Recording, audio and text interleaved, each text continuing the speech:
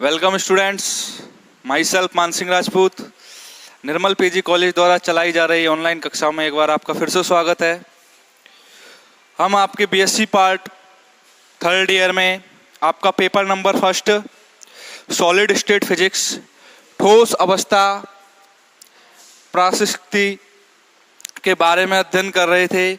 इसमें हम बच्चों आपका यूनिट नंबर थर्ड कंप्लीट कर चुके हैं और यूनिट नंबर 2 आपका रनिंग है। और यूनिट नंबर 2 था आपका थर्मल प्रॉपर्टीज ऑफ सॉलिड, ठोसों के ऊष्मीय गुण। इसमें बच्चों हमने ठोसों के ऊष्मीय गुण के बारे में इससे पिछली कक्षा में आइंस्टाइन मॉडल के बारे में पढ़ रहे थे। कौन से मॉडल के बारे में? Einstein model. किसके लिए था ये? ठोसों की स्पेसिफिक हीट जो होती है उसको एक्सप्लेन करने के लिए। इससे पहले हमने पढ़ा था ड्यूलोंग-पेटिट लॉ। ध्यान रखना, ठोसों की विशिष्ट ऊष्मा के सिद्धांत के लिए अलग अलग वैज्ञानिकों ने जो अपने अपने मॉडल प्रस्तुत किए थे उनके बारे में हम अध्ययन कर रहे हैं। फर्स्ट ऑफ ऑल देखो क्या था टॉपिक आपका? ठोसों की विशिष्ट ऊष्मा का सिद्धांत। ठोसों की विशिष्ट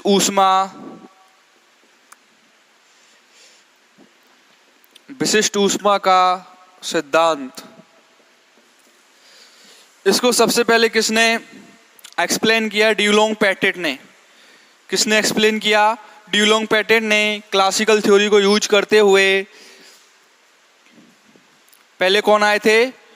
ड्यूलोंग एंड पेटिट। इन्होंने बताया था कि जो ठोसों की विशिष्ट ऊष्मा है वो उच्च ताप पर तो परिभाषित होती है, परंतु निम्न ताप पर जैसे टेम्परेचर 0 की ओर अग्रसर होता है तो स्पेसिफिक हीट का मान क्या हो जाता है? 0 के बराबर। उसके पश्चात दूसरे जो वैज्ञानिक आए थे उन्होंने अपना मॉडल प्रस्तुत किया था 1906 में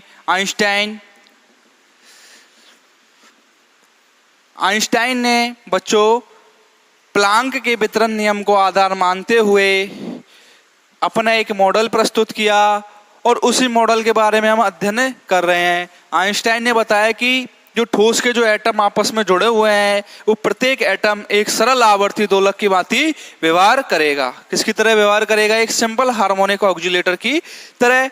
और उस सिंपल हार्मोनिक ऑक्सीलेटर की जो फ्रीक्वेंसी होगी म्यू, वो क्या होगी? प्रत्येक सिंपल हार्मोनिक ऑक्सीलेटर की फ्रीक्वेंसी म्यू समान होगी। मतलब एक ही आवृत्ति से वो दोलक क्या करेंगे? कंपन करेंगे। यदि कोई भी दोलक एक ही आवृत्ति से कंपन करते हैं तो ऐसी कंपन की विधा आपकी कहलाएगी कंपन की प्रसामान्य विधा। कौन सी विधा कहलाएगी? कंपन की प्रसामान्य विधा। और क्या बताया आइंस्टाइन ने अपनी अभिधारणा में कि जो पार्टिकल हैं वो किसका पालन करेंगे? जो परमाणु हैं, मैक्सवेल बोल्ट्जमान वितरण नियम। मैक्सवेल बोल्ट्जमान वितरण नियम मतलब exponential minus En over KVT. मतलब जो भी इनकी एनर्जी आएगी दोलकों की वो exponential minus En over kT के समानुपाती होगी। तो हमको स्पेसिफिक हीट, जब हमने दोलकों की माध्य ऊर्जा निकाली थी प्रत्येक परमाणु को एक सरल आवर्ती दोलक मानकर, तो आपको जो माध्य ऊर्जा प्राप्त हुई थी वो क्या प्राप्त हुई थी आपको बच्चों? माध्य ऊर्जा आपने निकाली थी E बार बराबर, देखो इस प्रकार निकाली थी आपने माध्य ऊर्जा। E बार बराबर समीशन n बराबर 0 से infinite En exponential minus En over KVT divided by summation n बराबर 0 to infinite exponential minus En over KVT. और ये जो माध्य ऊर्जा आपको प्राप्त हुई किसके रूप में प्राप्त हुई? आंतरिक ऊर्जा U के रूप में, इंटरनल एनर्जी U के रूप में। तो आपने यहाँ से क्या निकाल लिया? आपने स्पेसिफिक हीट। स्पेसिफिक हीट क्या होता है? एट कांस्टेंट वॉल्यूम, एक नियत आयतन पर du ओवर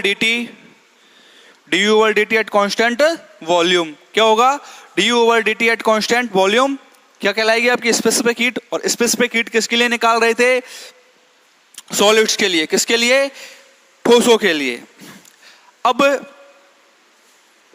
जो आपको स्पेसिफिक हीट का एक्सप्रेशन प्राप्त हुआ वो आपके बोर्ड पे लिखा हुआ है बच्चों, Cb बराबर 3R h ओवर के टी स्क्वायर e की पावर h ओवर के टी डिवाइडेड बाई e की पावर h ओवर के टी माइनस 1 का होल स्क्वायर। अब हमने यहाँ पे जो ये थीटा ये माना था वो किसके बराबर माना था, एच न्यू ओवर के बराबर। एच क्या है, प्लांक कांस्टेंट, न्यू आपकी फ्रीक्वेंसी है दोलक की, और के है आपका बोल्ट्जमान नियतांक। क्या है, बोल्ट्जमान नियतांक। और थीटा ई क्या कहलाया था आपका, आइंस्टाइन टेम्परेचर। क्या था, आइंस्टाइन टेम्परेचर। तो हम इसमें केस फर्स्ट का अध्ययन कर चुके हैं कि जब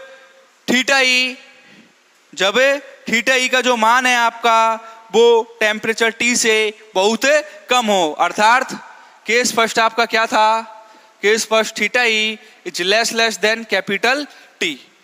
यहां से हमको बच्चों क्या रिजल्ट प्राप्त हुआ, यहां से हमको जो स्पेसिफिक हीट प्राप्त हुई Cb बराबर किसके बराबर प्राप्त हुई, 3R के बराबर, जो कि आपके प्रायोगिक मानों से पुष्टि करती है। जो पहले आपको एक्सपेरिमेंटल रिजल्ट प्राप्त हो रहे थे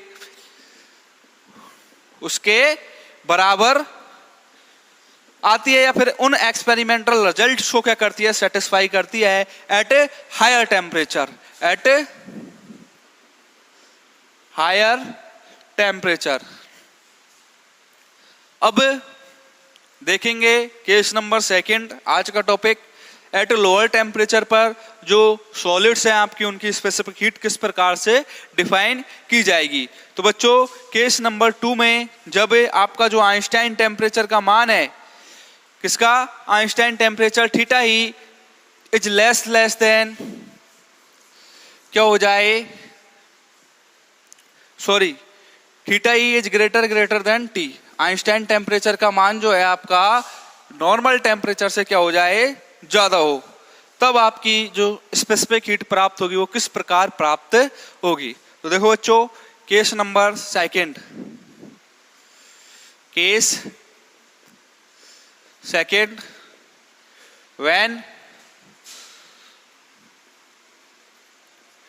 थीटा ई जो आपका आइंस्टाइन टेम्परेचर है एच न्यू ओवर के बराबर, when theta E is greater than capital T, when theta E is greater than capital T, तो क्या होगा, देखो क्या लिख सकता हूं,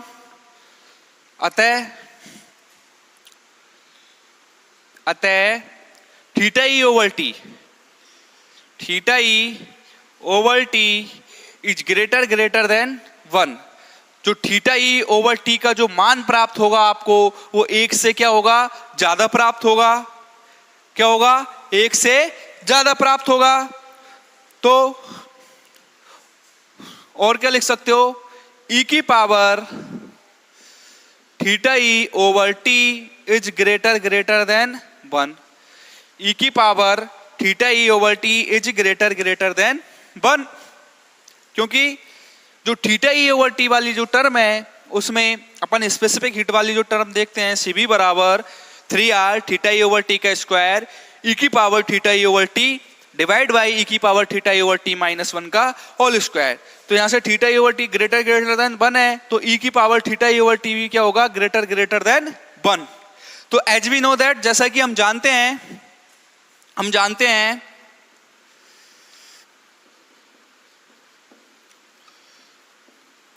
हैं आइंस्टाइन मॉडल से जो ठोसों की विशिष्ट ऊष्मा, ठोसों की विशिष्ट ऊष्मा देखो क्या प्राप्त होती है आपको, Cb बराबर 3R, Cb बराबर 3R, R होता है आपका गैस नियतांक Rydberg constant, 3R theta E over T का square, theta E over T का स्क्वायर, e की power theta E over T divide by e की power theta over T minus 1, e की power theta E over T minus 1 का whole square. ये क्या था आपका, जो आइंस्टाइन मॉडल से आपको स्पेसिफिक हीट प्राप्त हुई थी, वो क्या प्राप्त हुई थी बच्चों आपको, Cb बराबर 3r theta E over T का स्क्वायर ई की power theta E over T divide by e की power theta E over T minus 1 का होल स्क्वायर। तो अब देखो बच्चों, जब आप एक कंडीशन पुट करोगे, कौन सी वाली, कि सेकंड के अनुसार जब आइंस्टाइन टेम्परेचर का जो मान है थीटा ई का मान टेम्परेचर टी से क्या है, बहुत ज्यादा है, तो आपको क्या प्राप्त हुआ, theta E over T greater than 1, और क्या लिख सकते हो, ई की power theta E over T का मान भी क्या होगा, 1 से ज्यादा होगा। तो देखो अतः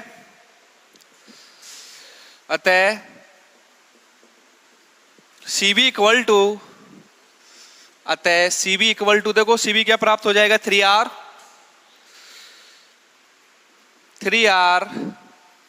थीटा ई ओवर टी का square, theta E over T का स्क्वायर ई की power theta E over T,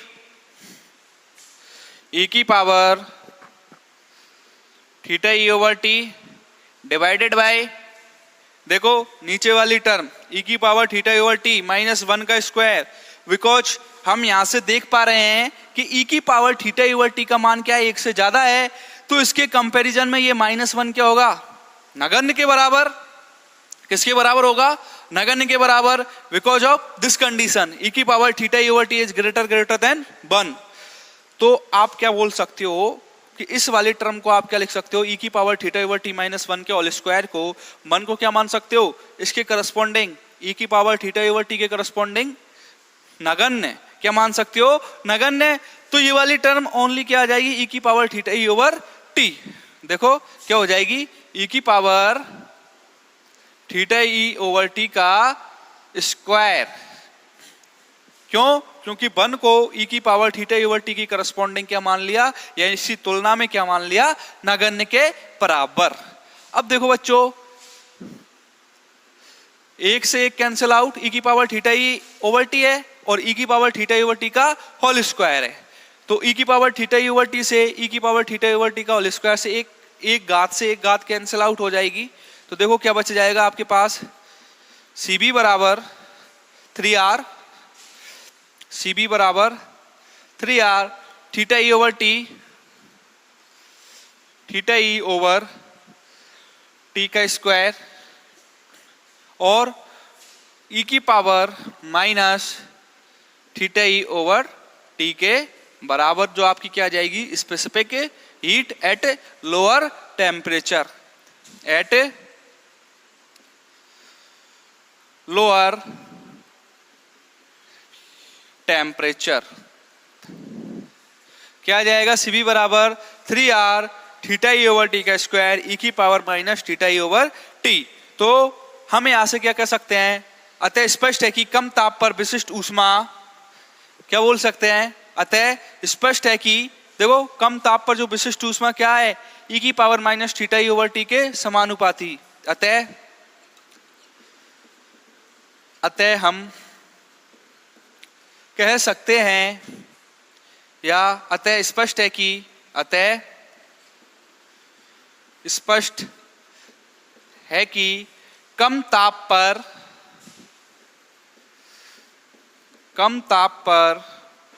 ठोसों की विशिष्ट ऊष्मा किसके समानुपाती होती है बच्चों, ई की power minus theta E over T के। अतः स्पष्ट है कि कम ताप पर ठोसों की विशिष्ट ऊष्मा,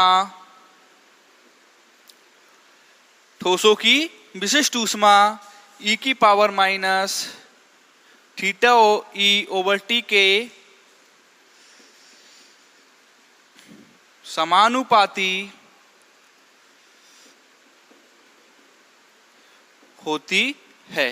क्या प्राप्त हुआ, एट लोअर टेम्परेचर पर स्पेसिफिक हीट देखी तो कम ताप पर जो ठोसों की विशिष्ट ऊष्मा प्राप्त हुई वो किसके समानुपाती प्राप्त हुई, ई की power minus theta E over T के। किसके, ई की power minus theta E over T के। तो आप यहां से क्या कह सकते हो बच्चों कि जो आपको प्रायोगिक परिमाण मिल रहे थे क्या मिल रहे थे? प्रायोगिक परिणाम के अनुसार जो स्पेसिफिक हीट है, प्रायोगिक परिणाम के फलस्वरूप जो स्पेसिफिक हीट है वो Cb बराबर क्या प्राप्त होती है आपको? Alpha T plus beta T Q के बराबर, या फिर आप बोल सकते हो प्रायोगिक परिमाण टी क्यू के समानुपाती प्राप्त होते हैं। परंतु प्रायोगिक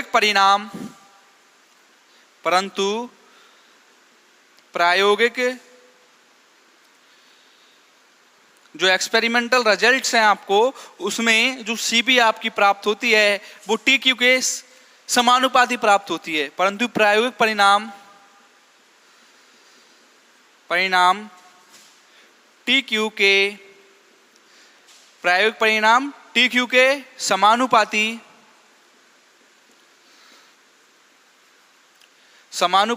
प्राप्त होते हैं।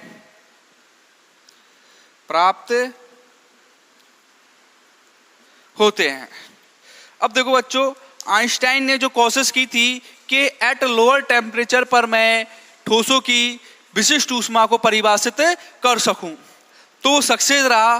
देखो कैसे कि Cb किसके समानुपाती आ रही है? Minus theta E over T के। तो आइंस्टाइन के अनुसार जैसे जैसे टेम्परेचर कम होता जाएगा, या फिर आप बोल सकते हो शून्य की ओर अग्रसर होता जाएगा, तो जो स्पेसिफिक हीट का जो मान है वो कैसे कम होगा? चरघातांकी रूप से, ना कि एकदम से आपका जो मान है स्पेसिफिक हीट का वो शून्य हो जाएगा।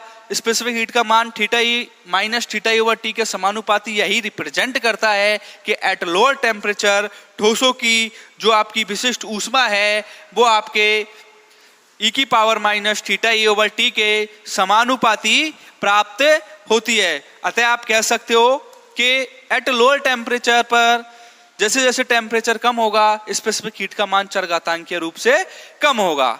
तो ये आइंस्टाइन समझाने में सफल रहा कि एट लोअर टेम्परेचर पर जो स्पेसिफिक हीट है वो एकदम से आपकी शून्य की ओर अग्रसर नहीं होगी, बल्कि कैसे होगी? चरघातांकीय रूप से। कैसे होगी? चरघातांकीय रूप से। अब यदि मैं Cb स्पेसिफिक हीट और टेम्परेचर कैपिटल टी के मध्य एक ग्राफ ड्रॉ करूं, तो देखो ग्राफ किस प्रकार आएगा बच्चों? Cb और टेम्परेचर आपके कैपिटल टी के मध्य यदि हम एक ग्राफ ड्रॉ करें तो ग्राफ किस प्रकार आएगा? यदि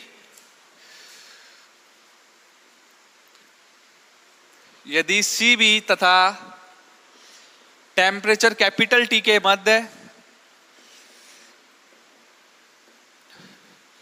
मध्य ग्राफ या वक्र खींचे तो वक्र निम्नानुसार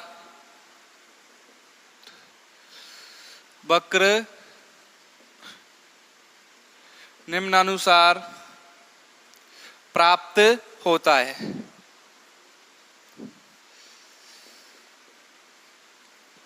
देखना, ये आपकी Cb स्पेसिफिक हीट को रिप्रेजेंट कर रहा है और ये आपके टेम्परेचर कैपिटल टी को, और ये आपका जीरो स्केल। अब देखो इसके अनुसार आपको ग्राफ खींचना है। किसके अनुसार? इसके अनुसार। तो देखो जब आप टेम्परेचर टी का मान जीरो के बराबर कर दोगे, किसके बराबर कर दो? जीरो के बराबर, तो जो आपकी वैल्यू प्राप्त होगी वो क्या प्राप्त होगी? देखो टेम्परेचर टी जीरो कर दिया आपने, यहां से देखना, तो ई की power minus theta E over zero क्या हो जाएगा? ई की पावर माइनस इनफाइनाइट, और ई की पावर माइनस इनफाइनाइट क्या होता है? इनफाइनाइट। तो जीरो पर वैल्यू कहाँ मिलेगी? इनफाइनाइट पर। और ये अधिकतम आपकी स्पेसिफिक हीट होगी वो क्या होगी? 3R। तो वैल्यू कहाँ मिलेगी? इनफाइनाइट पर। तो ग्राफ किस प्रकार से कम होगा? देखो जैसे जैसे टेम्परेचर का मान कम करते जाओगे तो जो वैल्यू है वो क्या होगी? एक्सपोनेंशियल रूप से या चरघातांकीय रूप से आपकी कम होती जाएगी। ये क्या रिप्रेजेंट कर रहा है? जैसे जैसे शून्य की ओर अग्रसर हो रहे हो तो स्पेसिफिक हीट का मान कितना हो रहा है? जीरो की तरफ अग्रसर हो रहा है, और जीरो पर आपको वैल्यू क्या मिल जाएगी? 3R के बराबर, स्पेसिफिक हीट की 3R के बराबर। ये था आपका सीबी और टी के मध्य ग्राफ। यदि एग्जाम में आपको पूछ ले ये कंडीशन, तो आपको साथ ही साथ ये ग्राफ भी ड्रॉ करना पड़ेगा। ओके स्टूडेंट्स, तो ये थे आपके Einstein model. At higher temperature पर कंडीशन देख ली और एट लोअर टेम्परेचर पर, और एट लोअर टेम्परेचर पर आपको ग्राफ भी प्राप्त हो गया। तो आपका ठोसों की विशिष्ट ऊष्मा का जो आइंस्टाइन का मॉडल था वो भी यहाँ खत्म होता है। हमने दोनों कंडीशन पर डिफाइन करके देख लिया कि एट हायर टेम्परेचर पर आपको स्पेसिफिक हीट क्या प्राप्त होती है और एट लोअर टेम्परेचर पर आपको स्पेसिफिक हीट क्या प्राप्त होती है। और अब हम देखेंगे कि ये आइंस्टाइन मॉडल क्या सभी चीजों को समझाने में सफल रहा या फिर इस आइंस्टाइन मॉडल में कुछ कमियां रह गई। तो देखना बच्चों, अब अगला टॉपिक है आपका जो आइंस्टाइन ने मॉडल दिया था इसकी क्या क्या कमियां थी वो। तो अगला टॉपिक का हेडिंग है आपका आइंस्टाइन मॉडल की कमियां। अगली हेडिंग है बच्चों आपकी आइंस्टाइन मॉडल की कमियां।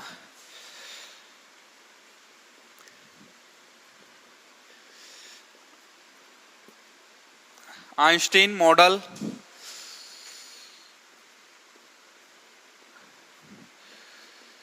की कमियां। देखो, आइंस्टाइन ने जो मॉडल दिया था, इससे पहले जो ड्यूलम पेटिट ने जो मॉडल दिया था अपना, तो उसमें भी कुछ ना कुछ कमियां रह गई थी। उसको किसने समझाया था? आइंस्टाइन मॉडल ने। और आइंस्टाइन मॉडल में भी एक दो कमियां रह गई थी जिनके बारे में हम अध्ययन करेंगे।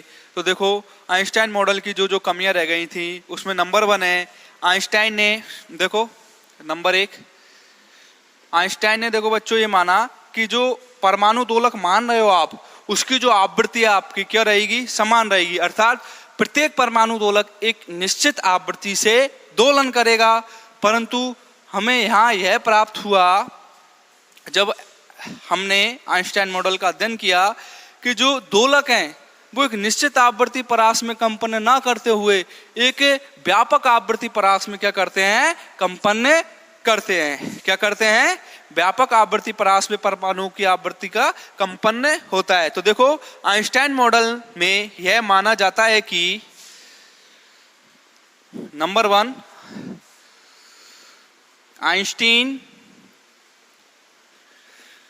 मॉडल में यह माना जाता है कि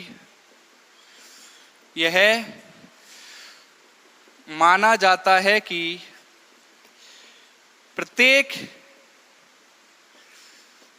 परमाणु, देखो पहली आपकी आइंस्टाइन मॉडल में यह माना जाता है कि प्रत्येक परमाणु समान आवृत्ति से, प्रत्येक परमाणु समान आवृत्ति न्यू से कंपन करते हैं। जो उसने आइंस्टाइन ने अपनी अभिधारणाएं दी थी उसके अकॉर्डिंग क्या था कि प्रत्येक जो परमाणु होंगे वो एक समान आवृत्ति न्यू से कंपन करेंगे। परंतु रिजल्ट्स क्या प्राप्त हुए कि जो समान आवृत्ति से कंपन ना करते हुए जो क्रिस्टल में परमाणु के कंपन है कि जो आवृत्ति परास है वो क्या होती है? व्यापक होती है। क्या माना गया था आइंस्टाइन मॉडल में कि प्रत्येक परमाणु एक समान आवृत्ति न्यू से कंपन करेंगे, परंतु क्रिस्टल में, परंतु यह पाया गया कि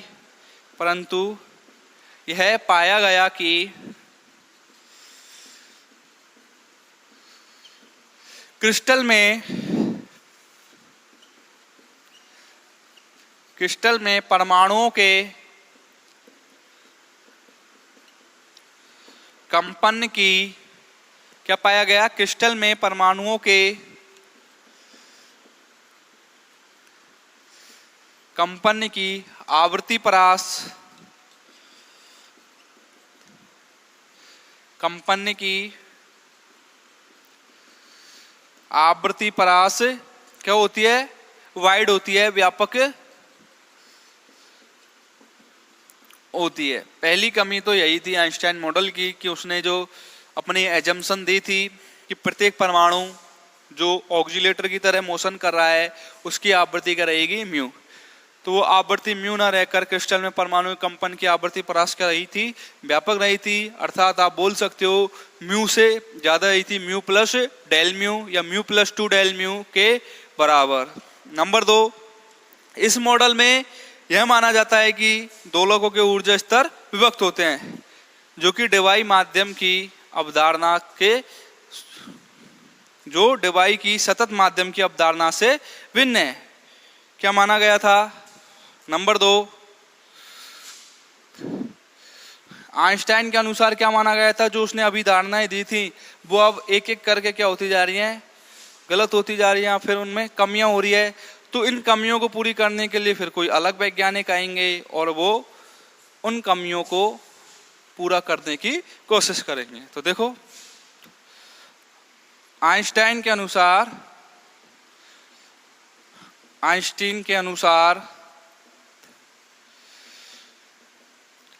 परमाणु दोलकों के ऊर्जा स्तर परमाणु दोलकों के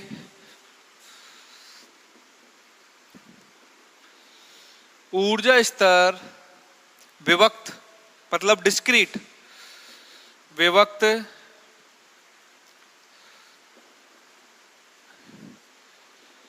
होते हैं। क्या माना आइंस्टाइन ने कि परमाणु जो होते हैं उनके जो ऊर्जा स्तर होते हैं वो क्या होते हैं, विभक्त होते हैं, जो डिवाई की सतत माध्यम की को दूसरी जो कमी थी उसके अनुसार जो आइंस्टाइन ने परमाणु दोलक माने थे उनकी ऊर्जा स्तर क्या होते थे, विभक्त होते थे, जो कि डिवाई के सतत माध्यम की अवधारणा से। देखो, आइंस्टाइन के अनुसार परमाणु दोलकों के ऊर्जा स्तर विभक्त होते थे, अर्थात जो ऊर्जा एनर्जी वैल्यूज मिलती थी वो कंटिन्यूअस ना रहकर वो कैसी मिलती थी, डिस्क्रीट, जो कि डिवाई की सतत माध्यम की अभिधारणा से भिन्न है, जो कि डिवाई की सतत माध्यम की अभिधारणा से भिन्न है। नंबर 3 बच्चों, आइंस्टाइन मॉडल के अनुसार क्रिस्टल में कम ताप पर जो विशिष्ट ऊष्मा होती है, आइंस्टाइन के अनुसार, जैसा कि आपने अभी अभी अध्ययन किया है कि जो कम ताप पर विशिष्ट ऊष्मा होती है वो e⁻θe/t के समानुपाती प्राप्त होती है। आइंस्टाइन के अनुसार कम ताप पर ठोसों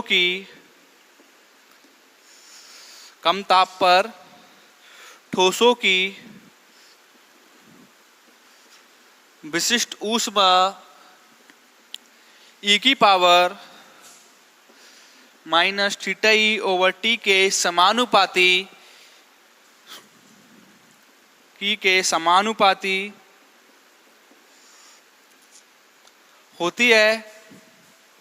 समानुपाती होती है। किसके अनुसार? आइंस्टाइन के अनुसार जो रिजल्ट मिला था एट लोअर टेम्परेचर पर स्पेसिफिक हीट e⁻θe/t के प्रोपोर्शनल होती है, जबकि एक्सपेरिमेंटल रिजल्ट क्या बता रहे थे कि Cb जो होती है वो T की घात 3 के समानुपाती होती है। परंतु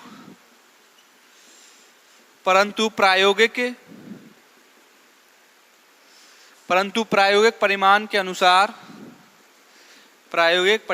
अनुसार Cb TQ के समानुपाती क्या हुआ? प्रायोगिक परिमाण के अनुसार हम देख रहे थे जो टेम्परेचर की तृतीय घात के समानुपाती होती है, क्या? स्पेसिफिक हीट TQ के समानुपाती होती है। तो ये थी आइंस्टाइन मॉडल की कमियां। यदि आपको एग्जाम में पूछ ले कोई भी एक कंडीशन देकर कि आइंस्टाइन मॉडल क्या है, या फिर आइंस्टाइन मॉडल को उच्च ताप पर परिभाषित कीजिए, स्पेसिफिक हीट को आइंस्टाइन मॉडल के अनुसार, और आइंस्टाइन मॉडल की क्या क्या कमियां थी, तो आपको ये दो कंबाइंड रूप में लिखते हैं। ओके स्टूडेंट, ये थी आपकी आइंस्टाइन मॉडल की कमियां। इससे आगे हम अगले लेक्चर में पढ़ेंगे आइंस्टाइन मॉडल आपका कंप्लीट। अब जो अगले वैज्ञानिक आएंगे वो आएंगे डीवाई, और वो भी ठोसों की विशिष्ट ऊष्मा के संदर्भ में अपना एक मॉडल प्रस्तुत करेंगे। तो उसके बारे में हम अगले लेक्चर में अध्ययन करेंगे, और उससे पहले हम आइंस्टाइन मॉडल पे जो न्यूमेरिकल क्वेश्चंस बनते हैं उनके बारे में इससे अगले लेक्चर में अध्ययन करेंगे। आज के लिए इतना ही, धन्यवाद।